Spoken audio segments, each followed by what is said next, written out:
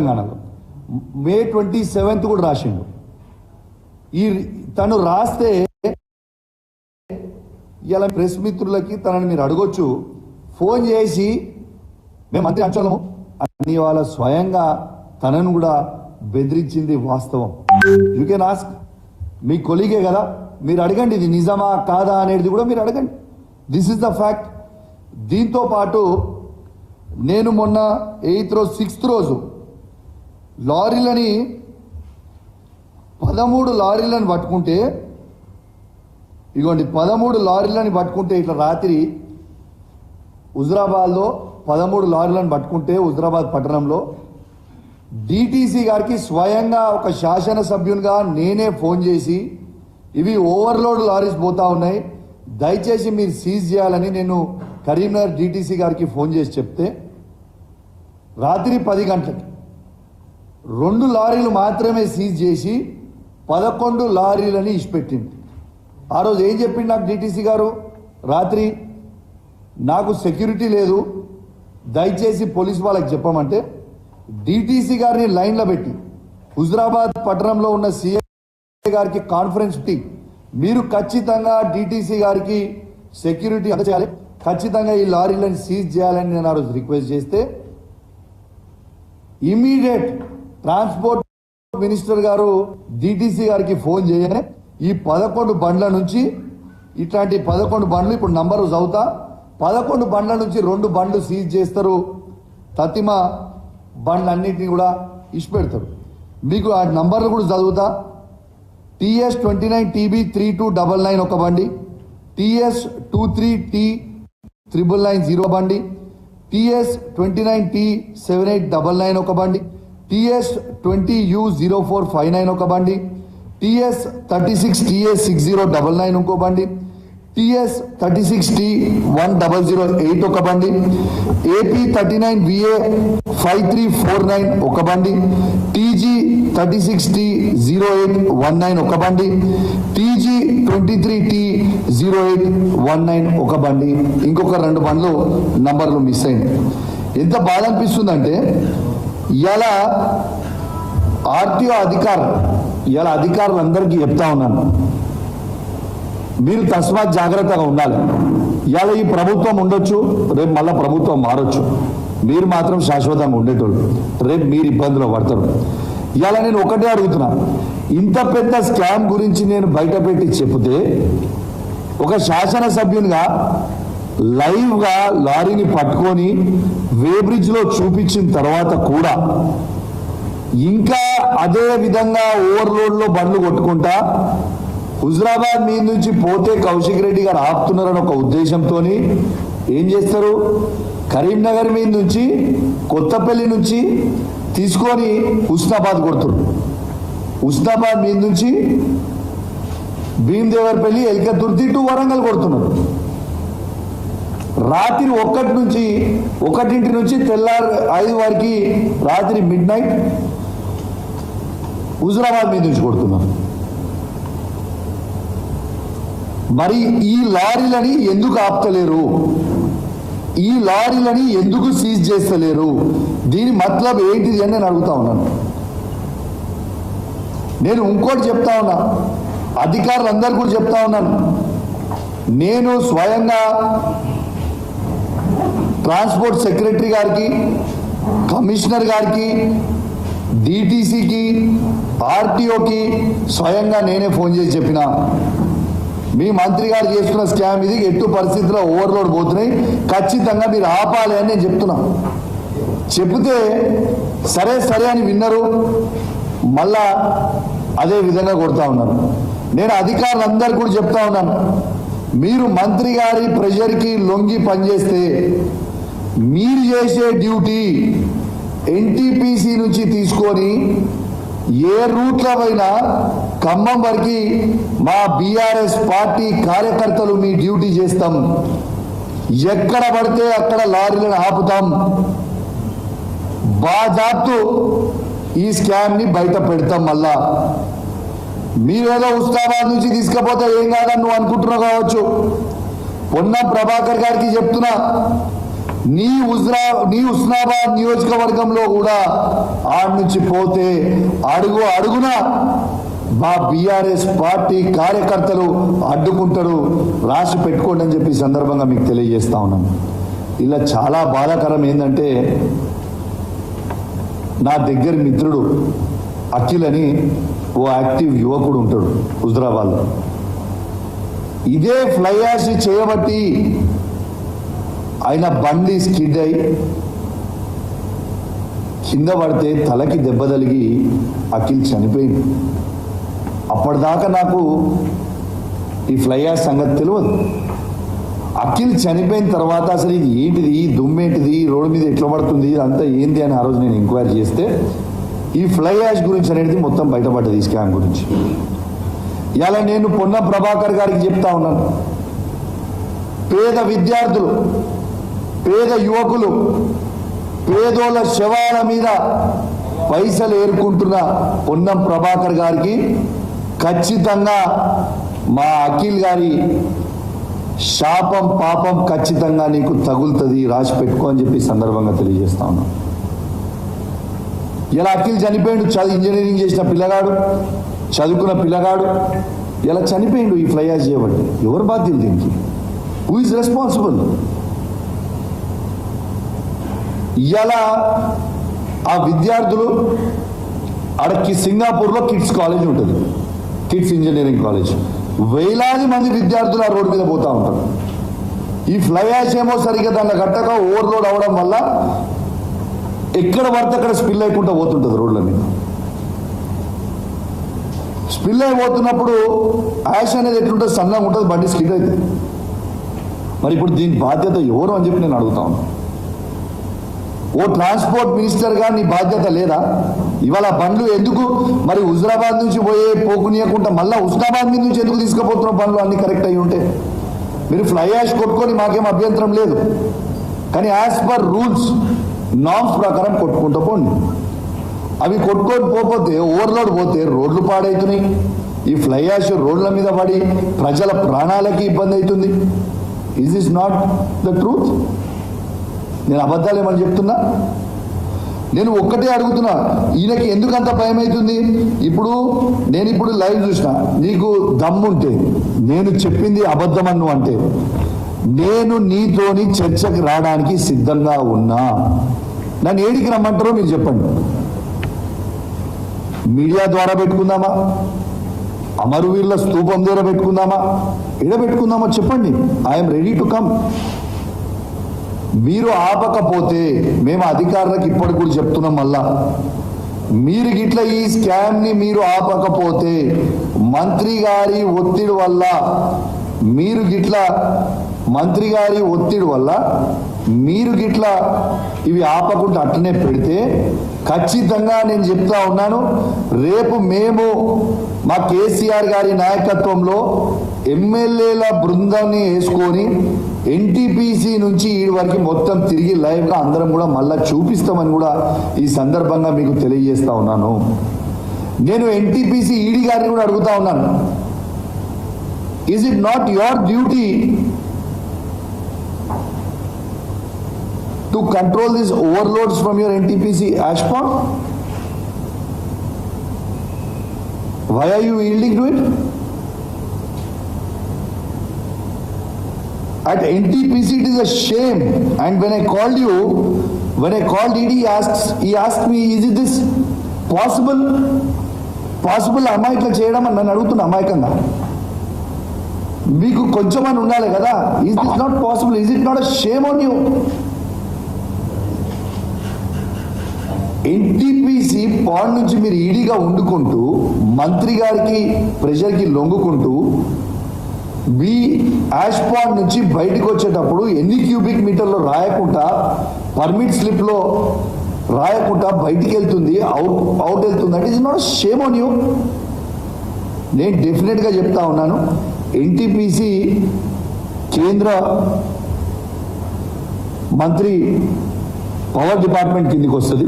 డెఫినెట్గా నేను వీళ్ళు దీని మీద తీసుకొని సరిగ్గా చేయకపోతే నేను ఖచ్చితంగా ఢిల్లీకి పోయి కేంద్ర మంత్రి గారిని కూడా డెఫినెట్ గా మేము కలిసి చెప్తాం ఈ స్కామ్ గురించి. What is the interest? ED గారికి మేము ఫోన్ చేసినా ఇప్పటిదాకా పట్టించుకోకుంటే ఏందన్నట్టు. రెండోది ఇంకోటి చూపిస్తానండి. నిన్న లారీస్ని ఏది మన ఒక్క నిమిషం అండి, I just show you the lorries.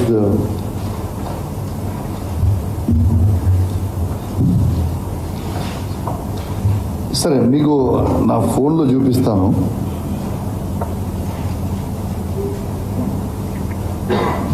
కాదు లారీస్ది ఇది పట్టుకున్నాను. ఒక్క నిమిషం అండి, I just show you 1 second.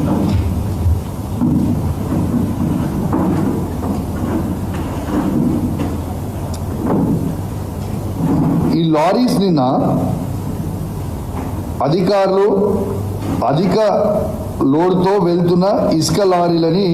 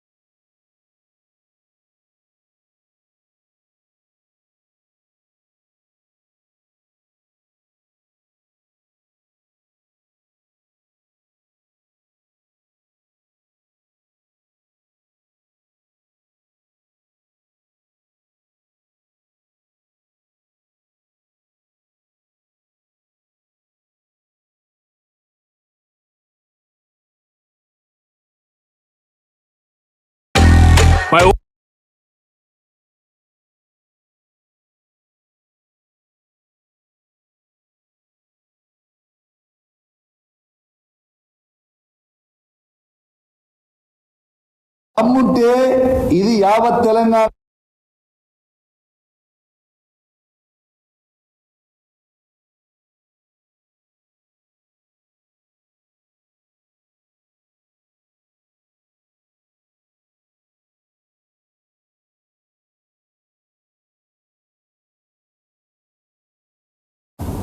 మీకు ఖచ్చితంగా మా అఖిల్ గారి పాపం ఖచ్చితంగా నీకు తగులుతుంది, రాసి పెట్టుకో అని చెప్పి సందర్భంగా తెలియజేస్తా ఉన్నా. అని తెలియజేస్తూ ఇప్పటికైనా కూడా అధికారులని నేను డిమాండ్ చేస్తా ఉన్నా, దయచేసి ఇవి వెంటనే ఆపండి. ఇది మీరు వెంటనే ఇంకొక 3-4 డేస్లో కూడా ఇట్లనే లారీలు నడిచినాయి అంటే మాత్రం it will be a serious issue. ఇక రేపు లా అండ్ ఆర్డర్ అదుపు తప్పితే దీనికి బాధ్యులు మేము కాదు, ప్రజలు గారు. దీనికి బాధ్యులు ట్రాన్స్పోర్ట్ మినిస్టర్ గారు, దీనికి బాధ్యులు డిటిసిలు, దీనికి బాధ్యులు ట్రాన్స్పోర్ట్ కమిషనర్ గారు, ప్రిన్సిపల్ సెక్రటరీ గారు, ఆర్టీఓలే అవుతారు. ఎందుకంటే ఓ 3-4 డేస్ తర్వాత మీరు ఇంకా దీన్ని చదువుకోకపోతే ఎక్కడికక్కడ మా బీఆర్ఎస్ పార్టీ కార్యకర్తలు అడ్డుకుంటారు. మీరు చేసే డ్యూటీ మా కార్యకర్తలు చేస్తారని చెప్పి కూడా ఈ సందర్భంగా అధికారులకు కూడా హెచ్చరిస్తూ ఖచ్చితంగా దీన్ని వెంటనే ఆపాలే. దీన్ని ఆపాలంటే నేను పనికి ఆపమంటలేను. As per norms, as per rules ప్రకారం పోవాలి తప్పితే మంత్రి గారికో జేబులు నింపడానికి కాదు. రోజుకి 300 లారీలు అంటే రోజుకి 50 లక్షల రూపాయలు సంపాదిస్తూ ఉన్నాడు. ఇదానే వచ్చిన 6 నెలల్లో మీరు ఇదే ట్రాన్స్పోర్ట్ మినిస్టర్ గారి మీద ఎన్ని అలిగేషన్స్ అండి? 6 నెలలు కాలే. ఒకసారేమో అధికారులకు ఫోన్ చేసి బెదిరిస్తాడు. మీ అందరు లైవ్గా వీడియో విన్నారు. ఎంఆర్ఓ గారికి, ఆర్డీఓ గారికి ఫోన్ చేసి ఏం చెప్తారు? కౌశిక్ రెడ్డి గారు ఎమ్మెల్యే గారికి కళ్యాణ లక్ష్మి చెక్కులు మీరు పంచనిస్తే మంచిగా ఉండదు అని బెదిరిస్తాడు. నోటిద్దులా రెడ్ హ్యాండెడ్గా దొరికిపోయింది. దాంతోపాటు సైదాపూర్ మండలంలో ఒక గ్రామంలో ఒక పేద గౌడ బిడ్డ ఉంటాడు. ఆ గౌడ బిడ్డని ఫోన్ చేసి నోటికి వచ్చినట్టు తిడతాడు. ఇలా మంత్రియా ఇంకేంటిదైనా? లేకుంటే స్టేజ్ మీద ఉంటాడు, కార్యకర్తల కడుపుల డిషూమ్ డిషూమ్ డిషూమ్ డిషూమ్ అని కుదురుతాడు. అరే వాట్ ఈస్ దిస్? ప్రెస్ మీడియాలో పోతాడు. ప్రెస్ మీడియాలో ఎవరైనా క్వశ్చన్ అడితే అంటాడు. అరే ఇదేంటి భయ్, వాట్ ఈస్ దిస్? అంటే ఇంత జోకర్ అయిపోయాడు. ఈ స్కామ్ గ్రేస్ని నిజంగా కాంగ్రెస్ స్కామ్ గ్రేస్గా మారిపోయింది. ప్రజలందరూ కూడా మిమ్మల్ని గమనిస్తూ ఉన్నారు. మీ అందరికి కూడా చెప్తా ఉన్నాం, ఖచ్చితంగా మీ అందరికీ కూడా ప్రజలు గమనిస్తూ ఉన్నారు. మీరు రాబోయే రోజుల్లో తీవ్రమైన పరిణామాలు కూడా ఎదుర్కోవాల్సి వస్తుంది. అధికారులకి ఫైనల్గా ఇంకొకటి చెప్తున్నా, అధికారులకి ఎగ్జాంపుల్ మీకు ఆంధ్రప్రదేశే 2019లో వైఎస్ఆర్ కాంగ్రెస్ పార్టీ గెలిచింది. ఆ రోజు తెలుగుదేశం పార్టీ మొత్తము 23 సీట్లకు పడిపోయి కిందికి పడిపోయింది. అధికారులు ఎటువంటి చేసుకుంటే 5 సంవత్సరాల తర్వాత మళ్ళీ తెలుగుదేశం పార్టీ వచ్చింది. ఇలా మీ పరిస్థితి ఏంటిదాడా ఆంధ్రప్రదేశ్లో అధికారులు? రేపు తెలంగాణలో కూడా లేదా కాంగ్రెస్ పార్టీ ప్రభుత్వం ఉన్నది, వాళ్ళ కొంగు చేస్తాము, వాళ్ళు చెప్పింది మేము చేస్తాము అని మీరు అనుకుంటే మళ్ళా బీఆర్ఎస్ పార్టీ తెలంగాణ రాష్ట్రంలో అధికారానికి రాక తప్పదు. మళ్ళా వచ్చిన రోజు మాత్రం మీ అందరు మాత్రం పరిశానలో పడతారు. కాబట్టి మీరు దయచేసి రూల్స్ ఎట్లున్నాయో రూల్స్ ప్రకారం మీరు పనిచేసుకుంటే బాగుంటుందని మీకు హెచ్చరిస్తా ఉన్నాం. ఇలా అధికారులు ఎవరైతే చేస్తలేవో మేము కూడా రెడ్ బుక్ మెయింటైన్ చేస్తున్నాం. రెడ్ బుక్లు అన్ని పేర్లు రాసుకుంటున్నాం మేము కూడా, no problem. It's matter of time వచ్చినప్పుడు మళ్ళీ మీకు కూడా తీవ్రమైన పరిణామాలు ఎదుర్కోవాల్సిన పరిస్థితి వస్తుంది. కాబట్టి మీరు దయచేసి, మీ మీద మాకు గౌరవం ఉంది, మిమ్మల్ని మేము బెదిరిస్తలేము, కానీ మీకు జస్ట్ గుర్తు చేస్తున్నాం మీ బాధ్యతని. కాబట్టి బాధ్యత తప్పకుండా మీకు అధికారులు బాధ్యత తప్పకుండా దయచేసి ప్రోటోకాల్ తప్పకుండా ఎమ్మెల్యేలు బీఆర్ఎస్ పార్టీ వాళ్ళు కావచ్చు, కాంగ్రెస్ పార్టీ వాళ్ళు కావచ్చు, బీజేపీ పార్టీ వాళ్ళు కావచ్చు, అందరు కూడా ప్రజలు ఓట్లు వేస్తేనే గెలిచిన వాళ్ళు. దయచేసి అందరికీ as per protocol, as per watt ever ఉంటే దాని ప్రకారం మీరు చేయండి. తప్పితే మీరు జాదా హుషారీ చేస్తే జాదా హుషారీ జాన్కు ఖతరా అవుతుంది. తర్వాత మీ ఇష్టం అని చెప్పి మీ అందరికి కూడా తెలియజేస్తూ సెలవు తీసుకుంటా ఉన్నాను. జై తెలంగాణ, జై KCR. Thank you very much.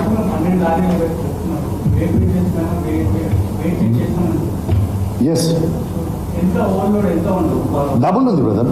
ఇప్పుడు 30, ఇప్పుడు ఎగ్జాంపుల్ నీకు చెప్తామా, 2.5 టన్స్. ఇప్పుడు ఎగ్జాంపుల్ నీకు చెప్తున్నానా, ఇప్పుడు ఒక లారీ TS 36 TA 4689 అని ఒక లారీ ఉంది. ఈ లారీ దీంట్లో వీళ్ళు యాక్చువల్లీ ఈ లారీ పోవాల్సింది 32 టన్స్ లేకుంటే 36 టన్స్ మ్యాక్స్.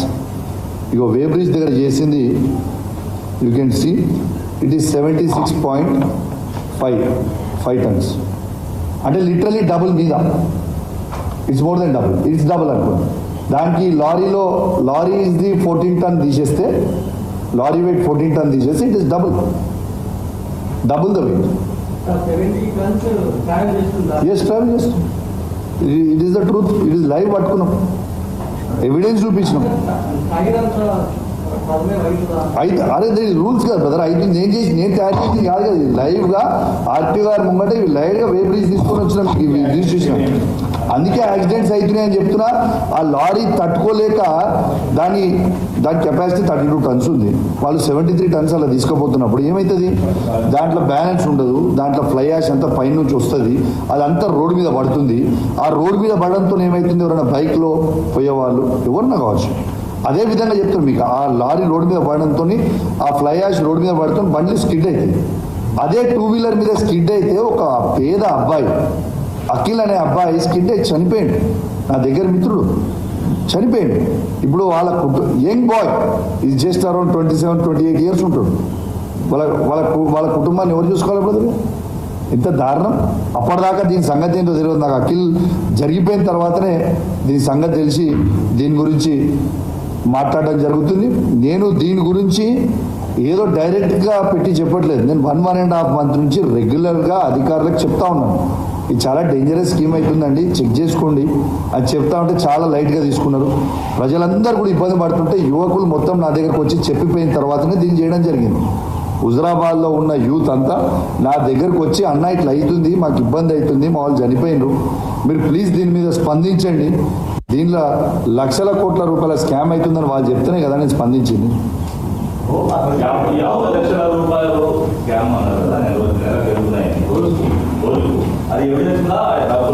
బ్రదర్ క్యాష్ తీసుకున్న దానికి ఎవిడెన్స్ వీడియోలు ఉంటాయి బ్రదర్. మీ క్యాల్కులేషన్ సింపుల్గా చెప్పినా, నీకు సింపుల్ క్యాల్కులేషన్ నేను ఎక్కువ చెప్పచ్చు నాన్న. 25,000 to 30,000 రూపీస్ పోతుంది దేనికి, ఒక్క లారీకి 32 టన్స్ ఆర్ 36 టన్స్. దీనికి డబుల్ పోతుంది అనుకో, అదనపు 30,000 రూపీస్ మిగులుతున్నాయి కదా. ఆ 30,000 ఇంటూ 300 లారీస్ ఎవ్రీడే పోయేది 90 lakhs అవుతున్నాయి. 50 కాదు 90 lakhs. కానీ ఆ 40 lakhs వీళ్ళకి పోతున్నాయి, ఆ 40 lakhs వీళ్ళకి పోతున్నాయి, 50 lakhs డైరెక్ట్ మంత్రికి పోతున్నాయి. ఈ మంత్రి గారి కలెక్షన్ బాయ్ పేరు కూడా చెప్తున్నా నీకు, పొన్నం ప్రభాకర్ గారి అన్న కొడుకు అనూప్ గారు. నేను చెప్పేది అబద్ధం అయితే చందు, మీరు మీడియా ఉంది లైవ్, నువ్వు ఇప్పుడు కూడా ఓ, నేను ఆ రోజు పట్టుకున్న రోజు రెడ్ హ్యాండెడ్ కూడా చెప్పిన చందు గారు, లైన్గా 100 లారీలు ఆగినాయి నేను హుజరాబాద్ ఆపిన రోజు. ఆర్టీఓ గారు ఆ రోజు శ్రవంతి అని ఆర్టీఓ గారు అనుకో ఎంబీఐ కరీంనగర్ వచ్చిండ్రు, సీజ్ చేసి పోయినరు. తనకు చెప్పిన తన కళ్ళ ముందర నుంచి పోతున్నాయి బండ్లు, right in front of our eyes. లారీలన్నీ ఆగున్నా కూడా నేను ఫోన్ చేసి చెప్పినా కూడా బండ్లు సీజ్ చేయలేదు. What is the interest? Exactly ఎవరు okay sir we looking to it, we looking to it అంటారు, చేయరు. దాని అర్థం ఏంటిది?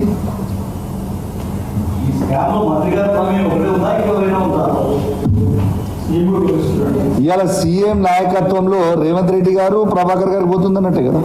What else? దీంట్లో అనేది ఏముంటుంది సార్? డెఫినెట్ కదా, ముఖ్యమంత్రి ఈజ్ ద బాస్, సీఎం గారి నాయకత్వంలో ఇద్దరు పంచుకుంటారేమో ఇద్దరు, అందుకే ఎవరు దాంట్లో స్పందిస్తారు. లేకుంటే మంత్రిది ఇంత పెద్ద స్కామ్గా నేను చెప్పిన మొత్తం దేశమంతా చూసిన తర్వాత ఇప్పుడు ఏమైపోయింది, ఇది ఆర్పీ ట్యాక్స్ అయిపోయింది అంతే. రేవంత్ పొన్నం ట్యాక్స్ ఏది ఇప్పుడు ఎట్లయిపోయిందంటే this is become RP tax. Revanth Ponnam ట్యాక్స్ని ఆర్పీ ట్యాక్స్ రెడీగా అయిపోయింది ఇది. కాబట్టి దీనికి కూడా కొత్త పేరు పెడుతున్నాం, మంచిగా చెప్పింది నాకు నుంచి అందించారు. This new name will be this is RP tax. Thank you.